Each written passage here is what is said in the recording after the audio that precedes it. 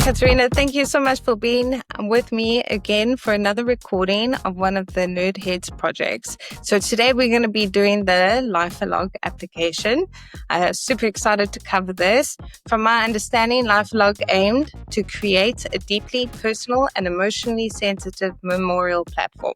So how did the NerdHeadz team ensure that both the technical execution and the emotional aspects aligned with this vision throughout the development process?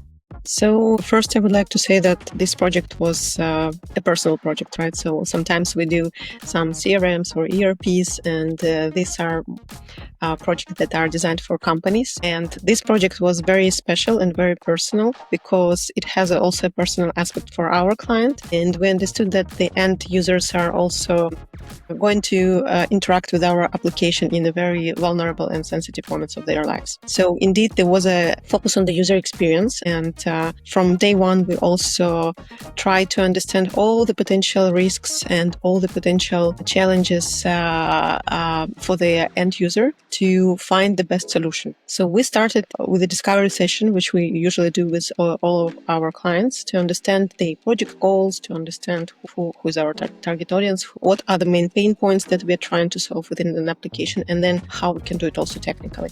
So we gathered all the requirements, and then we involved on the early stage our designer to understand how we can actually design this application, right? So what would be the right colors to not make it like a sad application, to make it more like a memorable, maybe like a diary for someone who wants to just keep memories about the deceased loved ones, and to find the right tone of the application.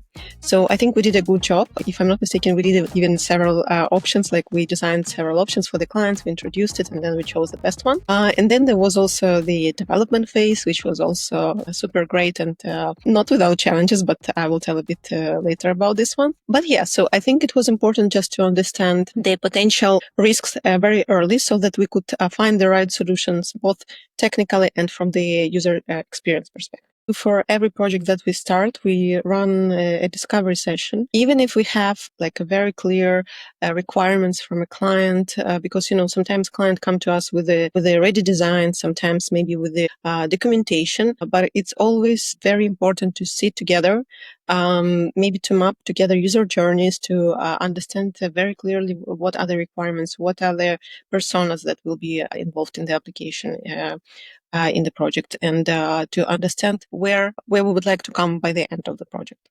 So we call it discovery workshops. So yeah, we do run them every time for every project. And I think it's a very, very useful exercise, not only for our team, but also for the clients, because quite often they understand better their goals, what they want at the end of the development, and how potentially we can achieve this. Okay, now focusing now on balancing simplicity and functionality with LifaLog. What are some of the biggest design and usability considerations, and how did your team overcome them? So just a step back to give a bit of a background on the features that we have developed within the app. So basically, the core feature was to give an option to the user to create a personal page of a deceased person and to write an obituary about this person.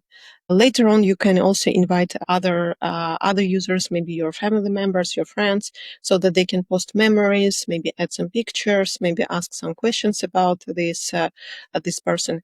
But the initiation phase was designed and developed specifically around an obituary. While we were thinking and brainstorming around this idea, so we came up with 3 functionalities. So you could write it manually from scratch, right? So if you have an idea, if you're willing, and if you can do that, you can do it like yourself from scratch. Then to use like a template. And the third option was AI based, to generate it using AI. But imagine it was almost 2 years ago. So it was, I think, May 2023 when we launched the application.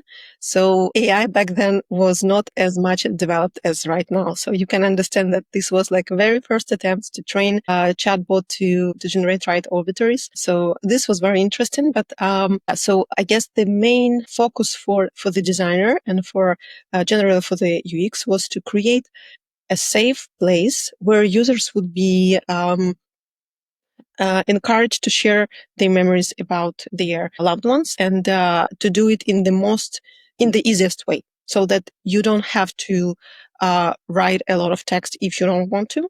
You will be proposed an option to generate an AI if you want to.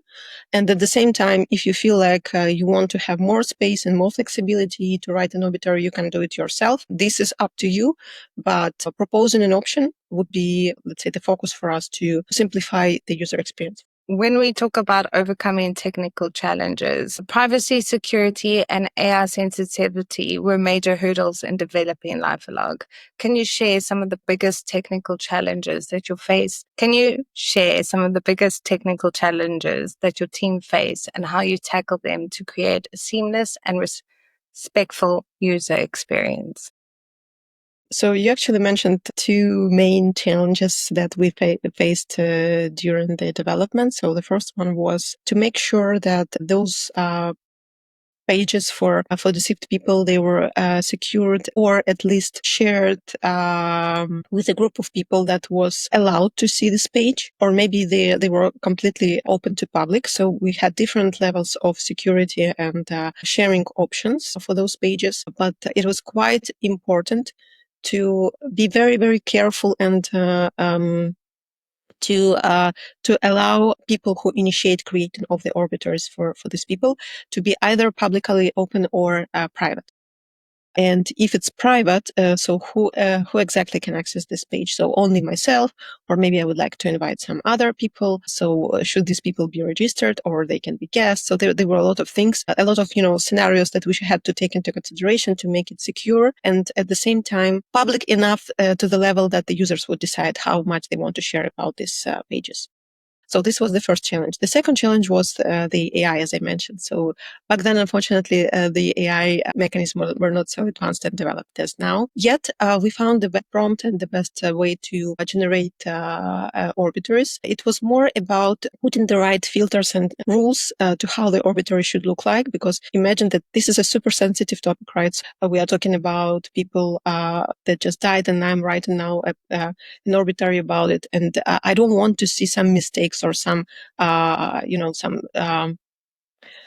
maybe not relevant information in the obituary. So I want to see exactly what I would like to have in the obituary, and to allow AI to do that. It's on the border, so we had to train the bot and to do an extensive work around this. I think we did a great job. Actually, the client helped us a lot in terms of the vision and how did she see the style of the obituary, the structure of it, and what exactly she would like to see there. So big thank to her also for helping us to direct us in the right phase. But yeah, so if I can put the main technical challenges, this was the level of access to the pages, and to train in a very proper way AI bots to generate the obituaries. Okay, and so you talk about training the AI bot. There's a lot of people that don't understand what that means. So how do you train an AI bot? Yeah, basically you just define the set of rules that these mechanisms should follow or not follow. And then you try to run as many as possible different scenarios and corner cases to see how this mechanism is reacting to these rules. This is usually what our development team is doing very well. So we already have quite an established workflow and process around this. And now almost any project that we have in our portfolio is having some AI integration. So this is becoming like a routine job for our devs. Now, focusing a little bit on collaboration and post-launch support. LifaLog's development didn't end at launch. So there was continuous refinement, bug fixes, and feature updates. How did NerdHeadz maintain a strong collaborative relationship with LifaLog post-launch? And what lessons did you learn about long-term platform sustainability? So indeed, once we launched the application, the work did not finish. So we were collaborating very closely with the client to polish the application, because even after you release a project and you run all the possible quality assurance tests, regress tests, and everything, sometimes it's the end user who decides if it's working as it's expected, right? Yes. So after we gathered some user feedback, we did the refinement of the application. So I wouldn't say that we did much there.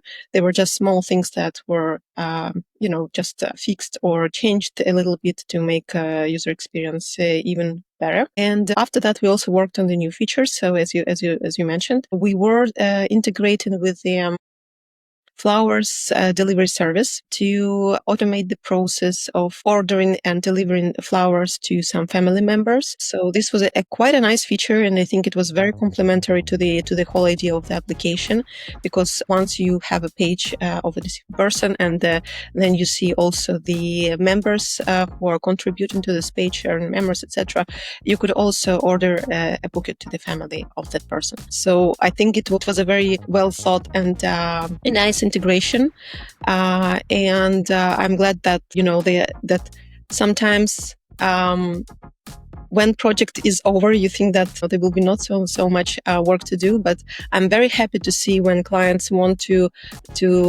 add more on what they already had. And this is always very rewarding to see that they are coming back to you and they are asking for more features, for more integrations, for more work together. And I think this is a sign that everything inside the project went well. That's amazing. I actually had a talk with the founder of LifaLog, and I also understand that she's got some great new ideas to almost be like a partner of this application. So it's very exciting to see where she's going with this. And Katerina, is there anything that we maybe didn't cover? I think maybe as usual to highlight that having a team of professionals, hiring an agency can reduce some risks when it comes to the development, whether it's a personal application or a company level application, because you have on board the team of experts, right? So they can always come with some ideas, with some solutions, and this is quite valuable when it comes to the development. So I would say that if you have enough budget, if you have a good idea, if you would like to maybe even test the idea, whether it's a proof of concept or MVP, NerdHeadz will be super happy to support these initiatives and to test this on the market, to bring it to the life and to become long-term partners. So because that's what we do for many businesses, for many clients, for many projects, and I think we are succeeding in it. Thanks, Katerina. And if you have not tried out the LifaLog application, go check it out. If there's someone in your family that you've lost and you want to do a special dedication for them, I highly recommend it. And Katerina, thank you so much for your time again. It's so nice to always see you and to discuss projects with you. And I look forward to the next one. Thank you so much. Have a good day.